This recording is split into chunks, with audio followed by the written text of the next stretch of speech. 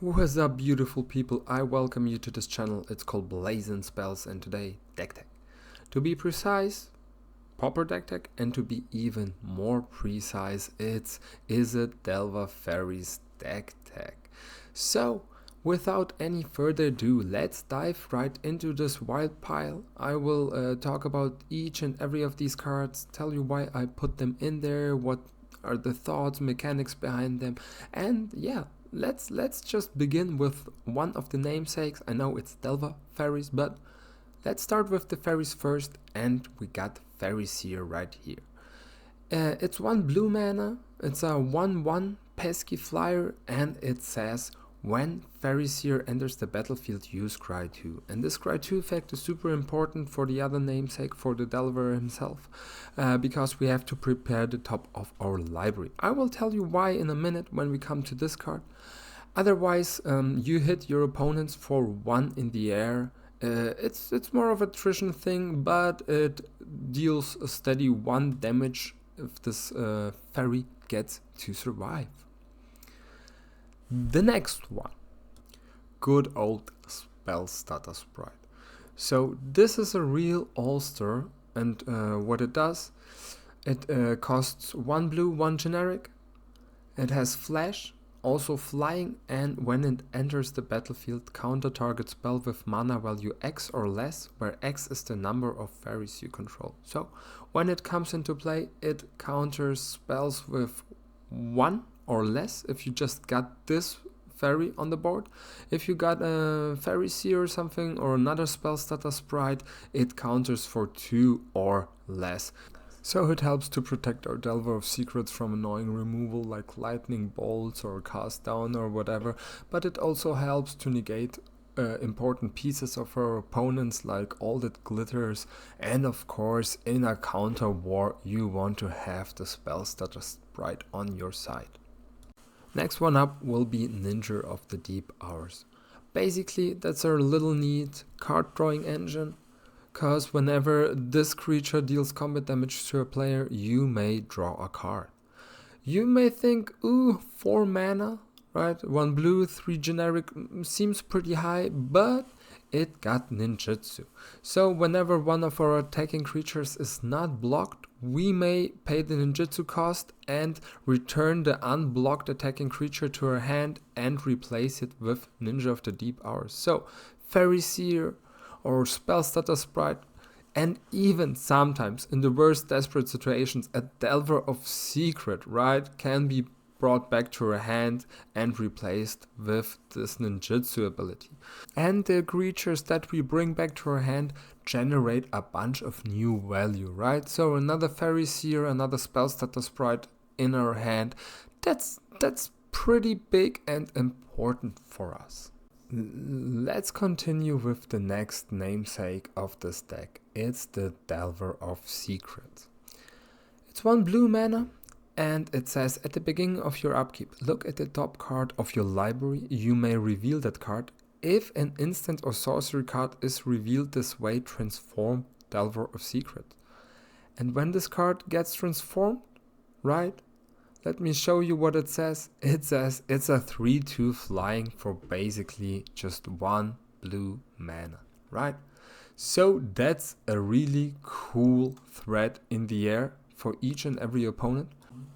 And to make it this 3/2 flying threat, we have to flip the Delver first.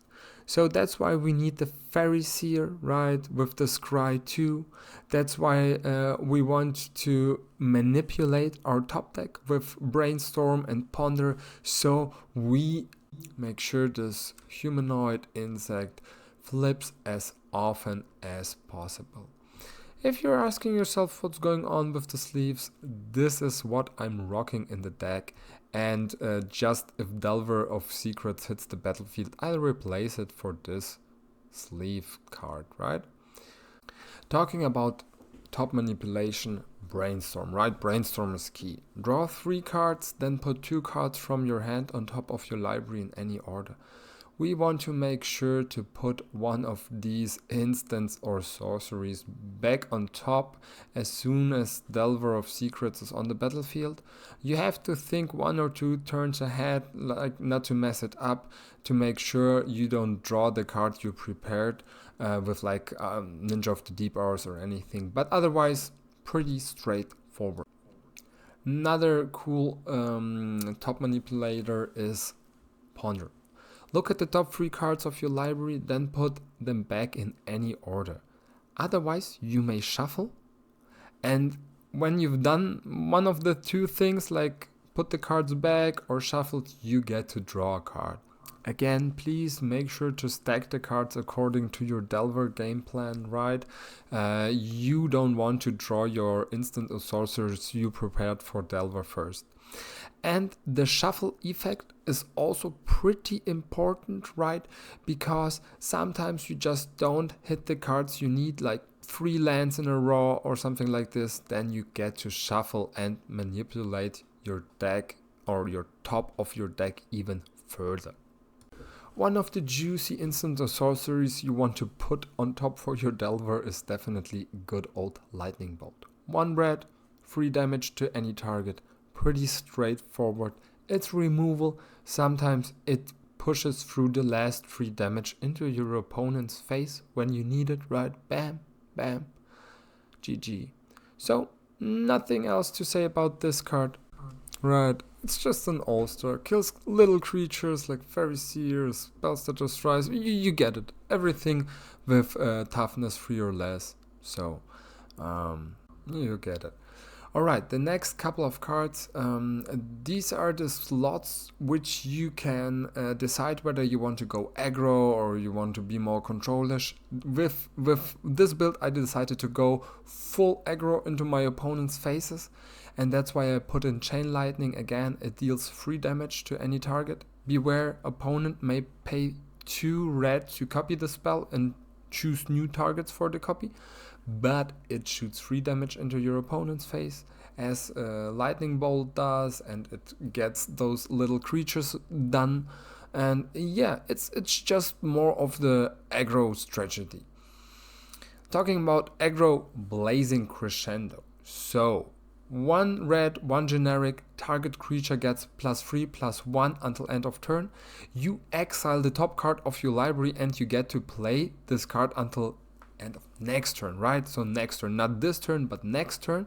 This kind of card advantage doesn't synergize too well with the Delver, right? Because you're exiling the cards, they're not on top, but all these 1/1s or 3/2s or even the 2/2 ninja flying when they're not getting blocked, or even when they're getting blocked, they become a huge body. They get those 3 damage more in, right? And I mean, it doesn't synergize too well with Delver of Secrets and not with the counter spells because it gives them away. But these occasions make for interesting situations because, you know, you start stacking your opponents. They know there's something there that could counter my spell, so it makes them play differently as they would. So please try out this card. Tell me about your experience with it. Totally stoked to hear from you. Next card up, Snap.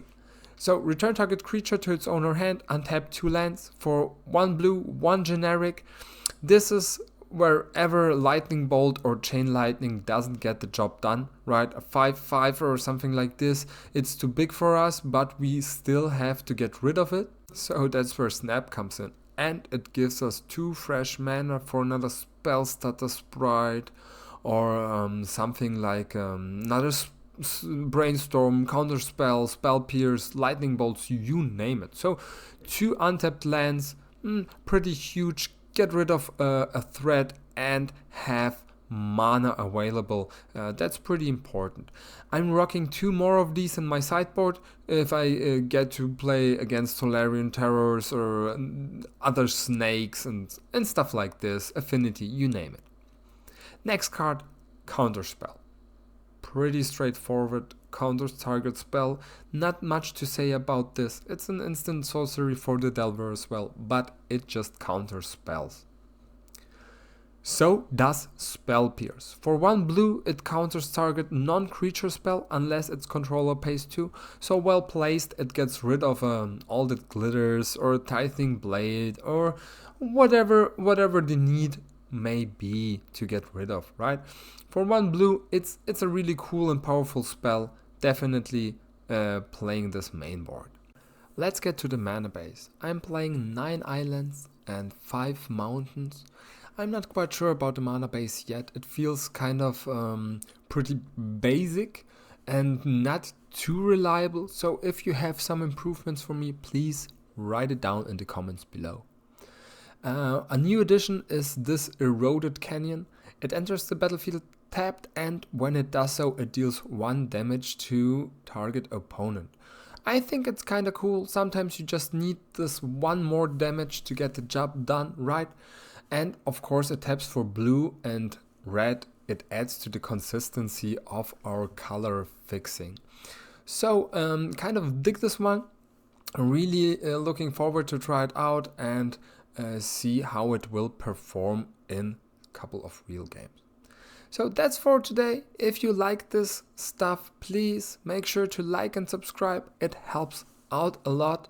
Please write down your thoughts in the comments below. I'm always glad to hear from you. And till next time, all the love out.